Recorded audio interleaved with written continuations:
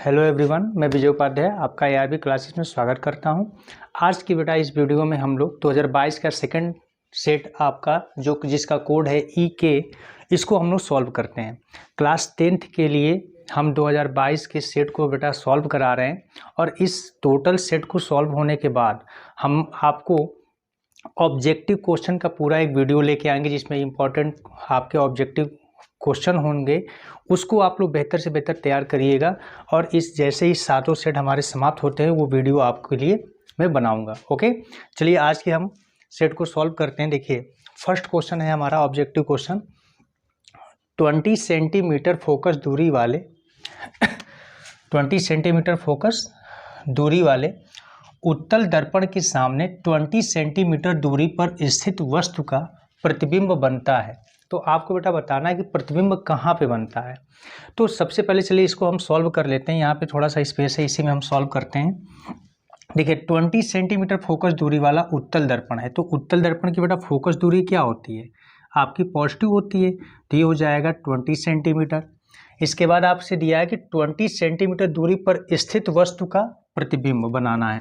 तो U की भी वैल्यू आपको क्या दिया है? 20 सेंटीमीटर।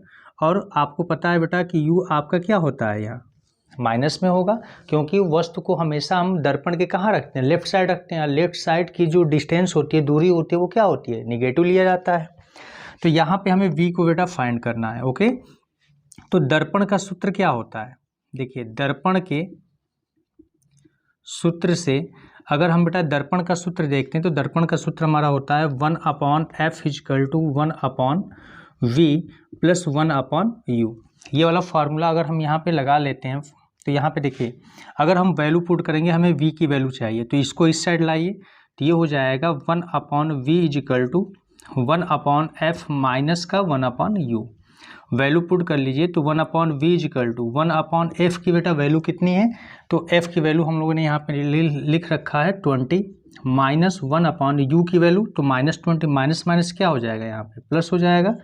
ये भी 20 हो गया। एलसीएम अगर इक्वल है आपका, यहाँ पे नीचे दोनों का हर इक्वल है, तो यह आ जाएगा बेटा एलसीएम इसका 20 हो जाएगा और ये ऊपर हो जाएगा 1 + 1, यानी ये हो जाएगा 2/20 या 2 × 1 = 2 और यहाँ पे 10 × 2 = 20। यानी आप देख सकते हो 1/v की वैल्यू क्या आ गया? 1/10, या आप लिख सकते हो इसे v = 10 सेंटीमीटर। और ये जो वैल्यू आई है बेटा, ये आपकी पॉजिटिव आई है। पॉजिटिव वैल्यू है तो यहाँ पे क्या होगा? यह दर्पण के पीछे बनेगा 10 सेंटीमीटर की दूरी पर। तो ये आपका ऑप्शन बिल्कुल सही है। अब देखिए, सेकेंड नंबर क्वेश्चन आपसे कहा गया है कि प्रिज्म से श्वेत प्रकाश की किरण के गुजरने पर सबसे अधिक विचलन होता है। तो बेटा सबसे अधिक विचलन किसका होता है? किस कलर का होता है? तो सबसे अधिक विचलन बेटा बैंगनी कलर का होता है। ठीक है ना? सब इसीलिए वह सबसे कहाँ होता है? नीचे चला आता है। आपको मैंने पिछले वीडियो में सेट नंबर 2023 का मैं जब सेट करा रहा था तो उसमें आपका वर्ण विक्षेपण आया था, तो जिसमें हमने आपको प्रिज्म में सातों कलर को दिखाया है, तो उसमें आप देखेंगे उस वीडियो में, तो बैगनी कलर सबसे क्या है? नीचे है। अब यहाँ पे देखा है सबसे ज़्यादा विचलन किसका होता है? बैगनी का होता है, और सबसे कम लाल रंग का होता है। तो यहाँ पे आप लोग से क्या पूछा गया? सबसे अधिक तो बैगनी, और इस टाइप में क्वेश्चन एक और अगर आपसे पूछेगा कि सबसे कम विचलन किसका होता है, तो वहाँ पे आपका करेक्ट आंसर क्या होगा? लाल रंग होगा। ओके, चलिए नेक्स्ट थर्ड नंबर क्वेश्चन देखते हैं। दिया है कि विद्युत जनित्र में रूपांतरण होता है। देखिए, विद्युत जनित्र इस बार आपका जो AC और DC जो मोटर होते थे, इसमें हम लोग को क्या है, AC जो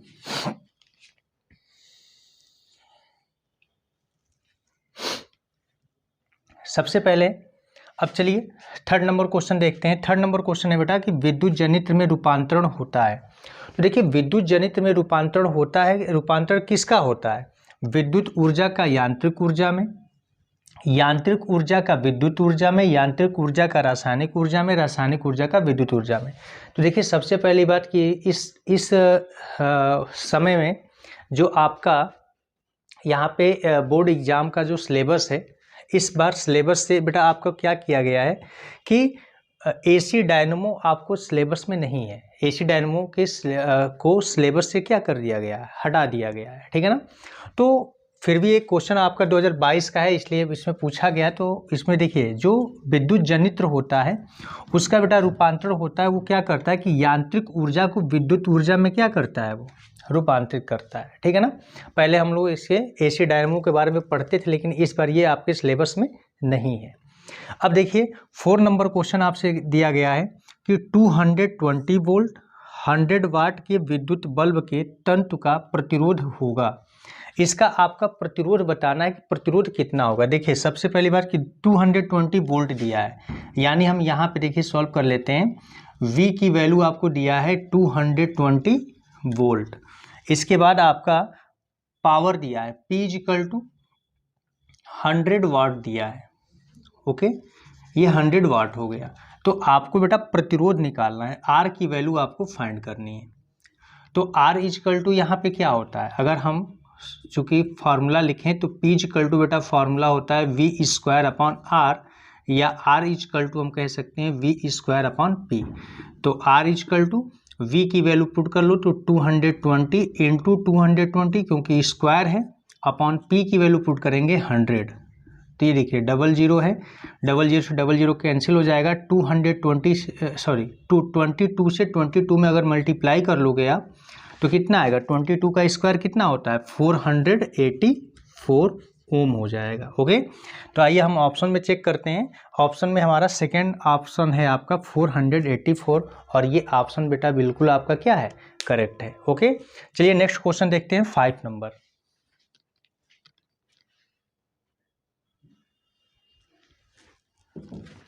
फाइव नंबर क्वेश्चन है बेटा कि 1 माइक्रो एम्पियर की विद्युत धारा का मान है। देखिए 1 माइक्रो एम्पियर, हमेशा आपको पता है बेटा जब माइक्रो जुड़ जाता है तो उसमें हम 10⁻⁻⁶ से क्या कर देते हैं, मल्टीप्लाई कर लेते हैं। तो यहाँ पे सिर्फ आपको 1 माइक्रो दिया है, तो 1 माइक्रो का मतलब कि 1 × 10⁻⁻⁶ क्या हो जाएगा, टोटल एम्पियर हो जाएगा। तो इसका मतलब ये है कि इसमें हमारा क्या है, 6C नंबर जो है आपका ऑप्शन आपका बिल्कुल सही है। यहाँ पे दिया है 6 नंबर में कि निम्न में से कौन सा पदार्थ लेंस बनाने के लिए प्रयुक्त नहीं किया जा सकता है। देखिए तो लेंस बनाने के लिए हम क्या करते हैं, जल लेंस बनाने के लिए हम यूज कर सकते हैं जल का, कांच है कांच का भी कर सकते हैं, प्लास्टिक है प्लास्टिक का भी कर सकते हैं, लेकिन जो ये मिट्टी है मिट्टी से हम बेटा लेंस को क्या कर सकते हैं, नहीं बना सकते हैं। और आपसे बेटा यही पूछा जा रहा है कि बनाने के लिए प्रयुक्त नहीं किया जा सकता है। तो इसमें बेटा देखिए हमने सब पे टिक किया है, तो इसका मतलब ये नहीं कि सब सारे ऑप्शन ये सही हैं, आप लोग गलत ना समझिएगा। यहाँ पे आपका क्या रहेगा कि मिट्टी वाला ऑप्शन आपका यानी डी ऑप्शन क्या है आपका बिल्कुल सही है, कि मिट्टी से हम क्या कर सकते हैं कि लेंस को नहीं बना सकते हैं, ठीक है ना। 7 नंबर क्वेश्चन है बेटा कि 7 नंबर है आपका कि निम्न में से कौन सा चुंबकीय क्षेत्र का मात्रक नहीं है। तो देखिए चुंबकीय क्षेत्र का मात्रक जो होता है वो टेस्ला है, गॉस है, वेबर पर मीटर स्क्वायर है, न्यूटन पर एम्पियर मीटर है। लेकिन यहाँ पे देखिए वेबर प्रति मीटर स्क्वायर ये भी आपका मात्रक होता है, टेस्ला भी मात्रक होता है, गॉस भी मात्रक होता है, न्यूटन प्रति एम्पियर स्क्वायर नहीं होता है बेटा। तो यहाँ पे नहीं है पूछा है, तो डी ऑप्शन आपका क्या होगा, सही होगा। और जबकि टेस्ला और गॉस में बेटा रिलेशन भी होता है, हम कह सकते हैं कि 1 टेस्ला = 10⁴ क्या होता है बेटा, ये गॉस होता है। तो इसको जी से लिख सकते हैं, ये गॉस हो गया, ओके। चलिए अब हम लोग वर्णनात्मक प्रश्न देखते हैं लॉन्ग में। वर्णनात्मक प्रश्न में बेटा देखते हैं 21 का नंबर क्वेश्चन दिया गया है कि अवतल दर्पण के किन्हीं 2 उपयोग का वर्णन कीजिए। देखिए ये क्वेश्चन दोबारा रिपीट हुआ, 2023 के सेट में भी इस क्वेश्चन को हमने बताया था आपको, ठीक है ना, कि अवतल दर्पण का उपयोग कहाँ कहाँ करते हैं। देखो बेटा अवतल दर्पण का जो उपयोग होता है, जैसे हम लोग शेविंग करते हैं तो जो दर्पण यूज करते हैं, तो अवतल दर्पण में हम अपने फेस को बड़ा देखने के लिए क्या करते हैं, इसी दर्पण का यूज करते हैं। जितने भी आपके सैलून में दर्पण जो लगे होते हैं वो क्या होता है, अवतल दर्पण होता है। या जो डॉक्टर होते हैं कान के, नाक के, गले के, तो ये डॉक्टर क्या करते हैं कि आंतरिक हमारे अंगों को बड़ा प्रतिबिंब देखने के लिए अवतल दर्पण का उपयोग करते हैं, या बाइक के हेडलाइटों में भी हम इसका क्या करते हैं, उपयोग करते हैं। तो दो ही उपयोग लिखना है, कोई भी दो आप उपयोग को क्या कर सकते हो, आप लिख सकते हो। और सेकेंड नंबर क्वेश्चन आपसे पूछा गया है कि दीर्घ दृष्टिकोण क्या है, इसका निवारण कैसे करते हैं। तो देखिए दीर्घ दृष्टि दोष भी आपका पिछले सेट में आया था, यहाँ पे हम फिर से आपको बता दे रहे हैं। दीर्घ का मतलब होता है दूर दृष्टि, दूर, ठीक है ना, बड़ा। यानी यहाँ पे हम ये कर सकते हैं, दीर्घ दृष्टिकोण कह रहा है, चूंकि यहाँ पे कोण नहीं दोष होगा, कि दीर्घ दृष्टि दोष क्या होता है। ओके, तो दीर्घ दृष्टि दोष क्या होता है, जिसको हम लोग पढ़े भी हैं बेटा दूरदृष्टि दोष के नाम से। दूरदृष्टि दोष और दीर्घ दृष्टि दोष दोनों एक ही बात है। तो दूरदृष्टि दोष किसे कहते हैं, तो आपको मैं बता रखा था कि जैसे ही आपके बारे में यहाँ पे नाम से ही इनके हम दोष के क्या कर सकते हैं, डिफिनीशन को लिख सकते हैं। जैसे आपसे कहा जाए कि दूर दृष्टि दोष, तो दूर दृष्टि दोष में इसमें नाम से अपोजिट होता है, ठीक है ना। तो जब दूर दृष्टि दोष कहा जाएगा तो इसका मतलब ये है कि दूर की वस्तु आपको दिखाई देगी, पास की वस्तु क्या होगी, दिखाई नहीं देगी। तो यानी हम ये कह सकते हैं कि वह दोष जिसमें हमें दूर की वस्तुएं तो दिखाई देती हैं लेकिन पास की वस्तुएं हमें नहीं दिखाई देती हैं, ऐसे दोष को हम लोग क्या कहते हैं, दूर दृष्टि दोष कहते हैं। और दूर दृष्टि दोष को बेटा दूर करने के लिए हम लोग क्या कहते हैं, तो दूर, इसमें ऊ आ रहा है, ठीक है ना, और ऊ से कौन सा आपका लेंस होता है, उत्तल लेंस होता है। तो दूर दृष्टि दोष में हम कौन सा लेंस यूज करते हैं, उत्तल लेंस का यूज करते हैं। ओके, अब देखिए दिया है कि इसका निवारण कैसे करते हैं। तो निवारण बेटा इसका अभी हमने बताया, निवारण इसका हम लोग उत्तल लेंस की प्रयोग करके ही इसका क्या किया जाता है, निवारण किया। चलिए इसका इमेज देख लेते हैं कैसे होता है ये।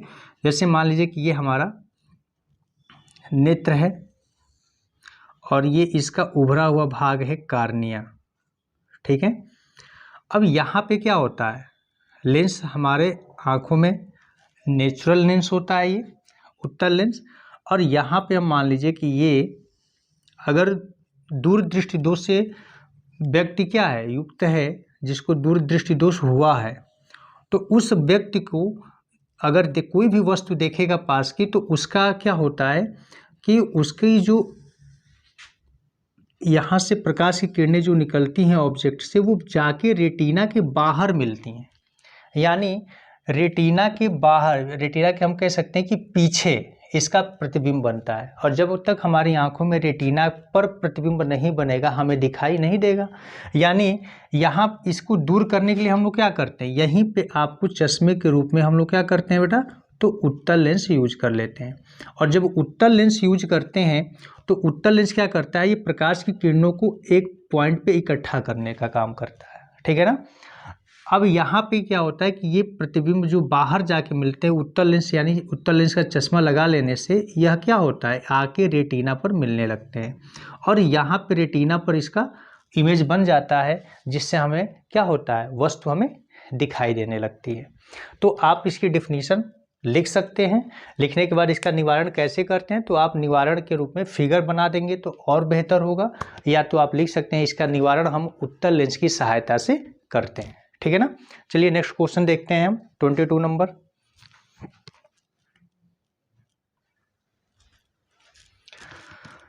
क्वेश्चन देखते हैं बेटा। 22 नंबर क्वेश्चन है आपका कि 2 ओम, 3 ओम तथा 4 ओम के प्रतिरोधों को समांतर क्रम में जोड़ा जाता है। इस संयोजन को 24 वोल्ट की बैटरी से जोड़ा जाता है। बैटरी से संयोजन में प्रवाहित धारा की गणना करना है।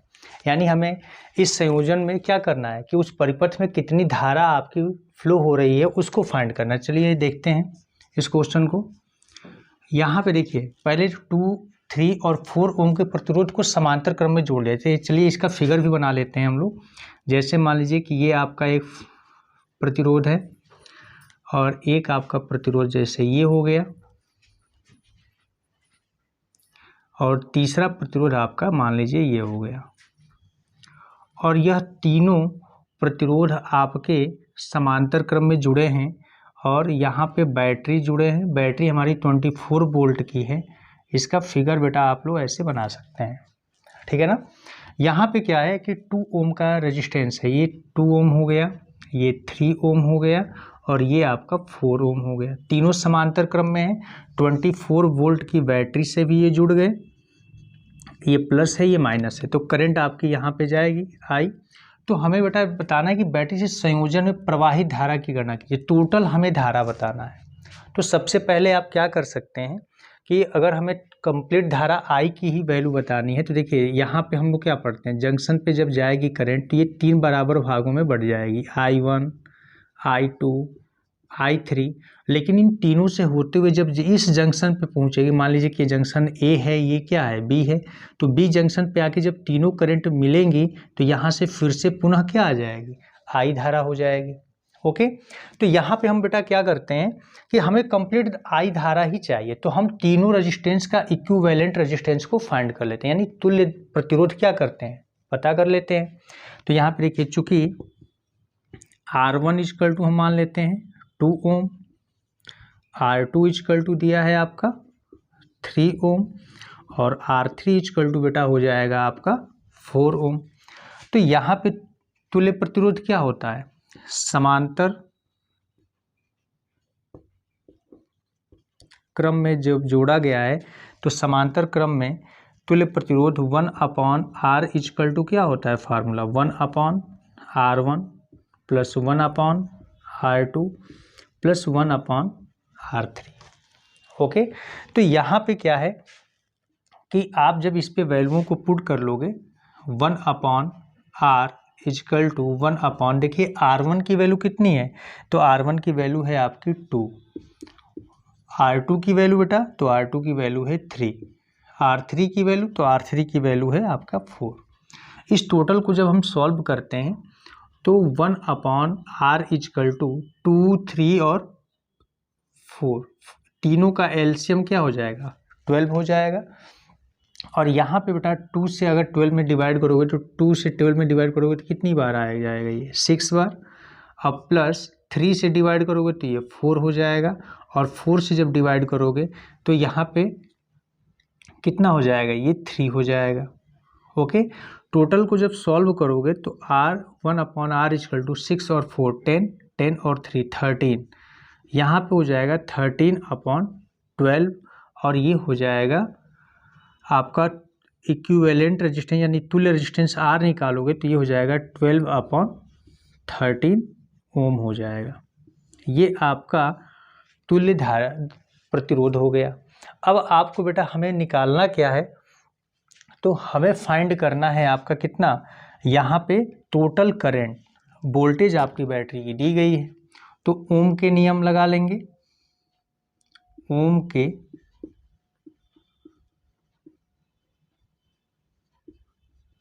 नियम से। तो ओम का नियम बेटा क्या होता है, ओम का नियम होता है R इक्वल टू V/I। हमें I चाहिए तो I इक्वल टू हम क्या कर लेंगे V/R कर लेंगे। तो I इक्वल टू V की वैल्यू है बेटा 24 और R की वैल्यू है आपका तुल्य रेजिस्टेंस आया है कितना, तुल्य प्रतिरोध जो आया है वो है 12/13। तो 13 आपका ऊपर चला जाएगा तो I इक्वल टू हो जाएगा 24 इंटू 13/12। तो 12 टू जा क्या होता है 24 और 13 टू जा क्या हो जाएगा बेटा 26। तो ये हो जाएगा 26 एम्पियर की धारा इस परिपथ में क्या होगी आपकी बहेगी, ठीक है ना। तो हमें संयोजन में प्रवाहित धारा की ही गणना करना था, टोटल धारा आपकी ये हो गई। अगर हमसे बेटा ये भी पूछ लेता क्वेश्चन में कि 2 ओम 3 ओम या 4 ओम में कितनी आपकी करंट जाएगी, तो उसको भी हम लोग यहाँ से क्या कर सकते हैं फाइंड कर सकते हैं। तो आप लोग यहाँ पे एक्चुअली इसमें संयोजन की पूछा तो संयोजन की हम लोग निकाल सकते हैं। तो या तो अगर अलग अलग भी पूछेगा तो ओम्स के नियम से ही आप अलग अलग भी आपके रेजिस्टेंस में करंट को आप क्या कर सकते हो निकाल सकते हो, ठीक है ना। चलिए नेक्स्ट क्वेश्चन देखते हैं 23 नंबर।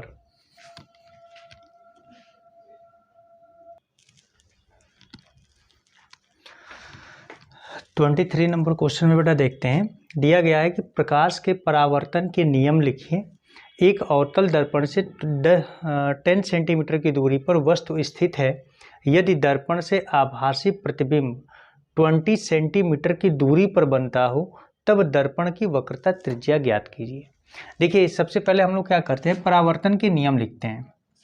चलिए इसे सॉल्व करते हैं। देखिए परावर्तन के नियम कितने होते हैं, तो बेटा परावर्तन के दो नियम होते हैं। पहला नियम ये होता है कि आपका जैसे कोई चिकनी या सतह है, समतल दर्पण है नीचे, अगर उस पर कोई किरण क्या होती है, आपतित होती है, तो आपतित किरण और अभिलंब के बीच में जो कोण बनता है आपतन कोण, और जब वो टकराती है, टकरा कर वो वापस चली जाती है, तो वो होता है आपका परावर्तन कोण, अभिलंब के साथ बनाता है। तो आपतन कोण और परावर्तन कोण दोनों आपस में क्या होते हैं, बराबर होते हैं। और एक दूसरा नियम ये होता है कि आपतित किरण और परावर्तित किरण और अभिलंब तीनों एक ही तल पर या एक ही बिंदु पर होते हैं, ठीक है ना। तो हम लोग चलिए इसको देखते हैं फिगर के साथ इसको हम बताते हैं आपको। ये जैसे मान लीजिए कि ये आपका क्या है, एक दर्पण है, समतल दर्पण है ये, और इस समतल दर्पण पर आपकी एक किरण आपतित होती है। ओके, तो ये आपकी क्या है, आपतित किरण है। ओके, और यहाँ से ये टकरा कर पुनः ऐसे ही उसी माध्यम में वैसे परावर्तित हो गई। अब जब इसका परावर्तन हुआ तो ये हमारी क्या हो गई, परावर्तित किरण हो गई है। और जब ये बेटा परावर्तित किरण है तो इसमें जब हम अभिलंब इसका लेते हैं, अभिलंब जब हम खींचते हैं, ये आपका क्या है, नॉर्मल है, या इसको हम लोग बोलते हैं अभिलंब, ठीक है ना। और ये पॉइंट ले लो, यहाँ पे पॉइंट है आपका। तो हम लोग यही कहते हैं कि पहला नियम आप ये भी दे सकते हैं कि आपतित किरण, परावर्तित किरण और अभिलंब तीनों एक ही तल पर या एक ही बिंदु पर होते हैं। ये आपका परावर्तन का क्या हो गया, पहला नियम हो गया। दूसरा नियम ये है बेटा कि आपतित किरण जो आती है तो अभिलंब के साथ जो कोण बनाती है, एंगल जो बनाती है, इसको हम लोग आई से इंडिकेट करते हैं। इसको हम लोग क्या कहते हैं, आपतन कोण कहते हैं। और जो परावर्तित किरण होती है वो जो अभिलंब से कोण बनाती है उसको बेटा हम लोग आर्क से इंडिकेट करते हैं, इसको हम लोग परावर्तन कोण कहते हैं, ठीक है ना, या परावर्तन कोण ही बोलते हैं। अब देखिए यहाँ पे क्या है कि यह दोनों आपके हमेशा क्या होंगे, इक्वल होते हैं। तो दूसरा नियम ये आपका यही है कि आपतन कोण इजिकल टू आपका क्या होता है, परावर्तन कोण। ये दोनों कोण आपस में क्या होते हैं, बराबर होते हैं। अब कहीं कहीं गलती से क्या होता है कि कुछ लोग यहाँ से इंडिकेशन देने लगते हैं, तो ये एंगल बेटा आपका मिरर से आपतित किरण के बीच में एंगल आपतन कोण नहीं होता है। आपतन कोण और आपतित किरण और अभिलंब के बीच में जो कोण बनेगा वहाँ से हम लोग क्या करते हैं, उसी कोण को हम क्या कहेंगे, आपतन कोण कहेंगे, ठीक है ना। तो ये आपके परावर्तन के दो नियम थे। पहला नियम जो हमने बताया उसको लिख लीजिएगा, दूसरा नियम आपका यहाँ पे हमने लिखा है, ये लैंग्वेज में आप लोग लिख लीजिएगा, ठीक है। इसके बाद हम क्वेश्चन में देखते हैं कि दिया है कि एक अवतल दर्पण से 10 सेंटीमीटर की दूरी पर वस्तु स्थित है। यदि दर्पण से आभासी प्रतिबिंब 20 सेंटीमीटर की दूरी पर बनता हो तब दर्पण की वक्रता त्रिज्या क्या होगी। चलिए देखते हैं, यहाँ पे अवतल दर्पण से 10 सेंटीमीटर की दूरी पर रखा है। इसका मतलब क्या है बेटा, ये आपका u इजिकल टू हो गया माइनस का 10 सेंटीमीटर। वस्तु की दूरी हम दर्पण से कितनी लेते हैं, u से इंडिकेट करते हैं, और ये आपका माइनस में होता है। आभासी प्रतिबिंब बन रहा है बेटा, तो आभासी प्रतिबिंब तो हमेशा सीधा बनता है, और यह अवतल दर्पण में आभासी प्रतिबिंब बन रहा है। इसका मतलब कि यह दर्पण के कहाँ बना होगा, पीछे बना है। और यह यहाँ पे v की जो डिस्टेंस है यानी प्रतिबिंब की जो दूरी है ये कैसा होगा, आपका पॉजिटिव होगा, क्योंकि यह दर्पण के कहाँ बना है, पीछे बना है, ठीक है ना। आपको बेटा वक्रता त्रिज्या निकाले तो पहले हम दर्पण के सूत्र से क्या निकाल लेंगे, फोकस दूरी निकाल लेते हैं। तो दर्पण के सूत्र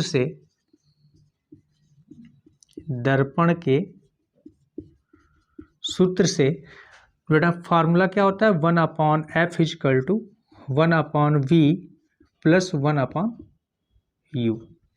तो यहाँ पे वैल्यू को पुट कर लोगे आप, तो 1/f इजिकल टू बेटा क्या हो जाएगा, 1/v की वैल्यू है आपकी 20 और प्लस 1/u की वैल्यू है बेटा माइनस का 10। तो यहाँ पे जब इसे आप सॉल्व करोगे तो 1/f इक्वल टू 10 और 20 का एलसीएम कितना हो जाएगा आपका 20 हो जाएगा। 20 से 20 में डिवाइड करोगे 1 आएगा, 1 से 1 में मल्टीप्लाई कर लोगे तो क्या आ गया 1। प्लस माइनस क्या होता है बेटा माइनस होता है। 10 से डिवाइड करोगे 20 में 2 बार में कटेगा और 2 1 जा 2। तो यहाँ पे आपका हो गया बेटा 1/f इक्वल टू माइनस का 1/20, या आप बेटा कह सकते हो कि f इक्वल टू आपका कितना आ गया है माइनस का 20 सेंटीमीटर। अब देखिए यहाँ पे फोकस दूरी जो आई है माइनस में आई है, और इससे आप ये भी चेक कर सकते हैं कि ये चूंकि अवतल दर्पण है और अवतल दर्पण की फोकस दूरी किस में होती है माइनस में ही होती है। तो यहाँ पे हम क्या कर सकते हैं, कहते हैं कि हमारा आंसर बिल्कुल क्या है करेक्ट आया है फोकस दूरी।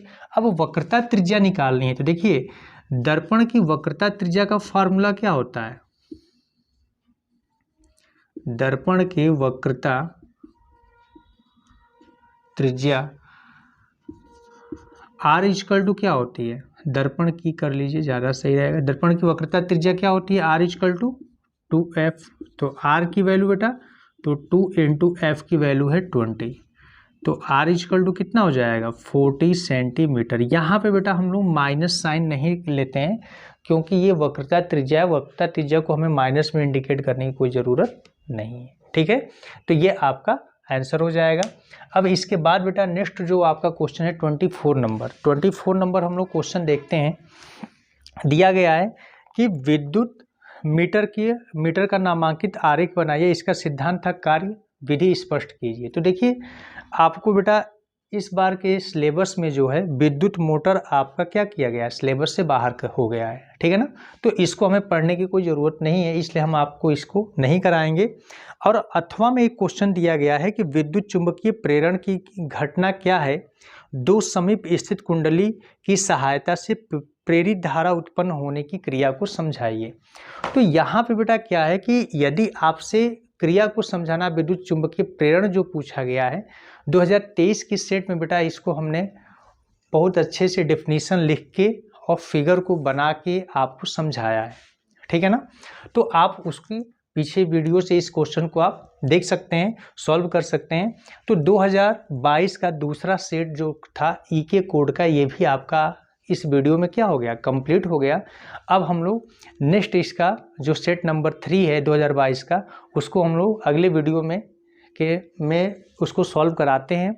तो ये इस वीडियो को बेटा अच्छे से आप लोग प्रैक्टिस करिए, सॉल्व करिए क्वेश्चनों को, और डिफिनीशन ये जो थ्योरी आती है, जो थ्योरिकल पार्ट को अगर हम बोर्ड पे लिख भी देंगे और जो हम नहीं लिख रहे हैं उसको जो बताते हैं उसको आप नोट्स बना लीजिए, तैयार कर लीजिए, ज़्यादा से ज़्यादा प्रैक्टिस करिए। और हमारी वीडियो बेटा अगर आपको अच्छी लगती हो तो प्लीज़ इसे लाइक करिए, सब्सक्राइब करिए, शेयर करिए। थैंक यू बेटा।